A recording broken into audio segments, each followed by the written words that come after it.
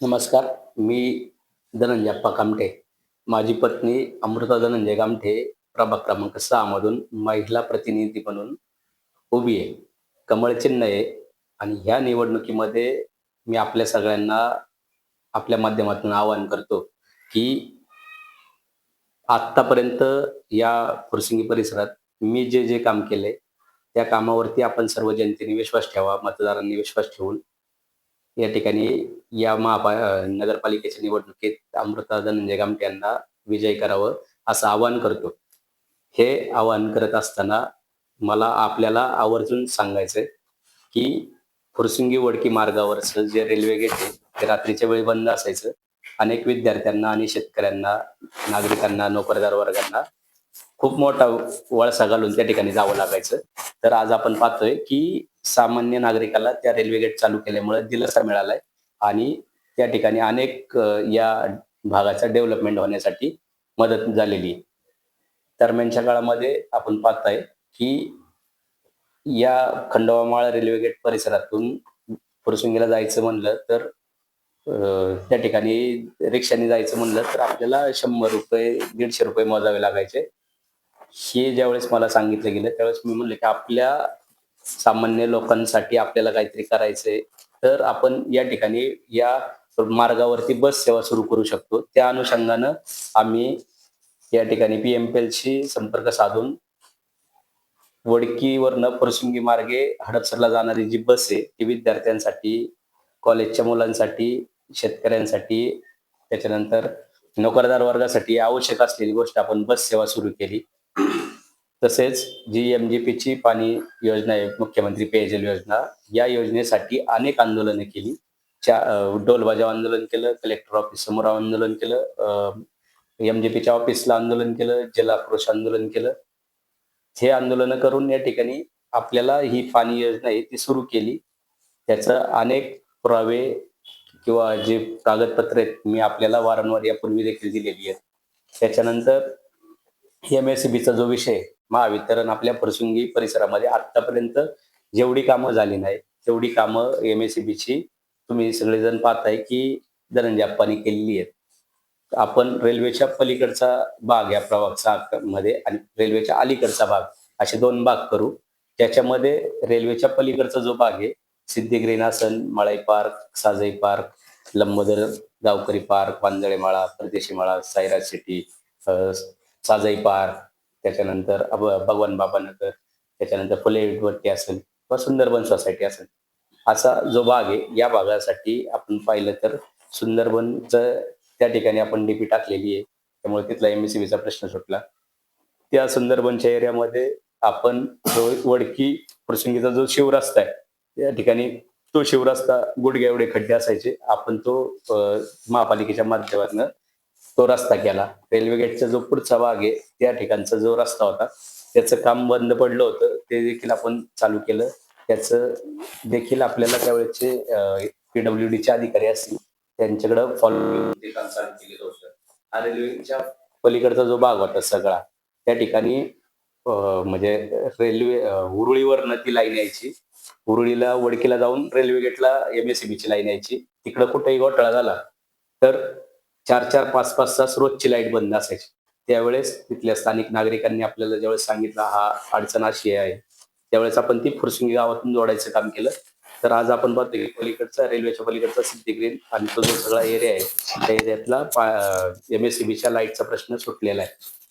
रेल्वेच्या अलीकडच्या भागात जर आपण पाहिलं, तर अलीकडच्या भागामध्ये खंडोबा माळ असेल त्या ठिकाणची परशुराम कामठे नगर, शिवचैतन्य नगरची खंडोबा माळावरची डीपी असेल, ती आपण बसवायचं काम केलंय. त्याच ठिकाणी आपल्याला हे कोळपे वस्ती असेल किंवा फरतरे माळा असेल, तिथल्या देखील शेतीपंपाच्या ज्या डिप्या आहेत, त्या ज्यावेळेस उन्हाळ्याला जळालेल्या होत्या, शेतकऱ्यांची पिकं जळून जात होती, त्यावेळेस आपण ती एका दिवसामध्ये बसवण्याचं काम केलेलं आहे, की जे की इतर ठिकाणी 10-10, 20-20 दिवस डीपी बसली जात नाही शेतीपंपाची, तर ती आपण एका दिवसात बसवायचं काम करतोय. गांधनखेळाची जी टेकडी आहे, जिथं आज विठोबाई देवराई टेकडीवरती वृक्षारोपण होतंय, ती संकल्पना देखील आपण पाहताय, की सुरुवातीच्या काळात लॉकडाऊनमध्ये संतोष हरपळे, गोरखभाऊ कामटे यांनी आम्हाला ज्यावेळेस आम्ही त्यांच्यावर झाडं लावायला जायचो. त्यावेळेस त्यांनी आम्हाला घेऊन गेल्यानंतर अभिजित खराडेंना त्या ठिकाणी घेऊन जात असताना किरण पवार सर असतील या आम्हाला रस्त्यात भेटल्यावर त्या ठिकाणी घेऊन गेलो. आपण ते सांगितलं बाबा तिथं झोपडपट्टी होण्यापेक्षा ती टेकडी वाचली पाहिजे. तर त्या ठिकाणी आपण झाडं लावायचं काम आणि त्या अनुषंगाने तिथं आपण झाडं लावायचं कामाला सुरुवात केली. आणि त्याच ठिकाणी ज्यावेळेस तिथं लाईटची व्यवस्था नव्हती, तर तिथं 9 पोल टाकून ती लाईट न्यायची. ज्यावेळेस संतोष भाऊ आणि गोरख भाऊंनी आम्हाला सांगितलं, त्यावेळेस तिथं टेकडीवरती त्या झाडांना पाणी मिळावं, लाईटची समस्या तिथे सोडवायची. तर आपण तिथं लाईट न्यायचं काम केलं.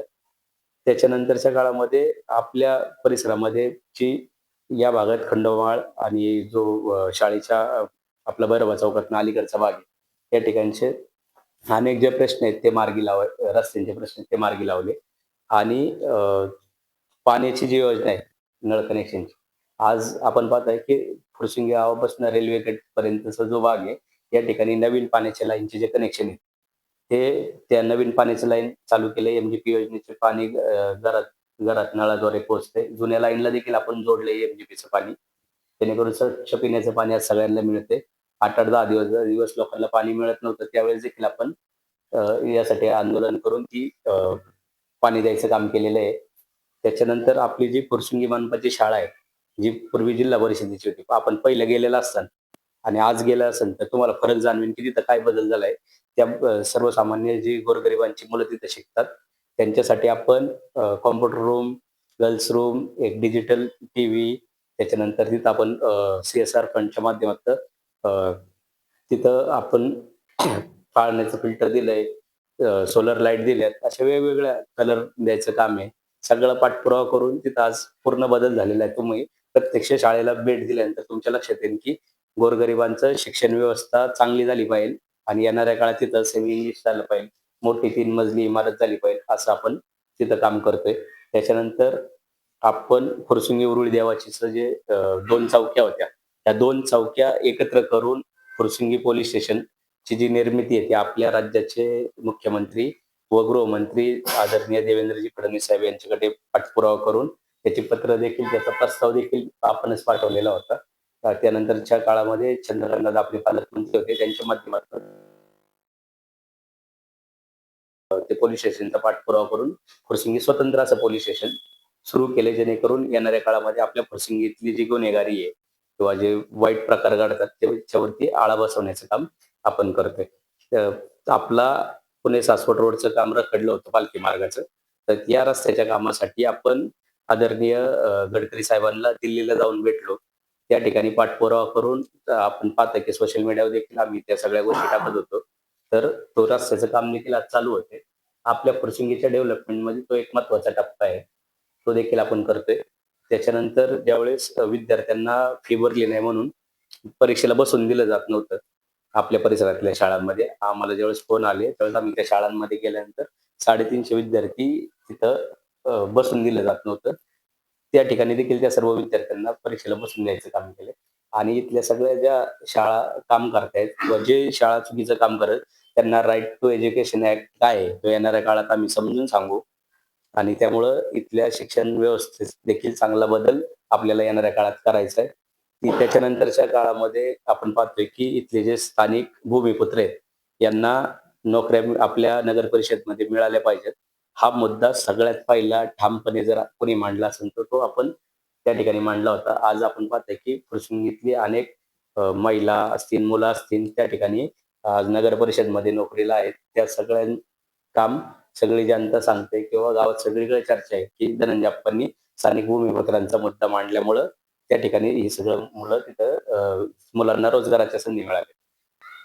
तर येणाऱ्या काळामध्ये आपल्या फुरसुंगी उरुळी देवाची नगर परिषदच्या हद्दीमध्ये आणि आपल्या जास्त मोठ्या प्रमाणावरती आपल्या प्रभाग 6 मध्ये बांधकामांची चालू आहेत आणि ही बांधकामं जर आपल्याला येणाऱ्या काळात नियमित करायची असतील आणि ह्या बांधकामावरती काही ठराविक नेते लक्ष ठेवून लोकांना तिथं आज मत देताना ₹5,000 देत आहेत.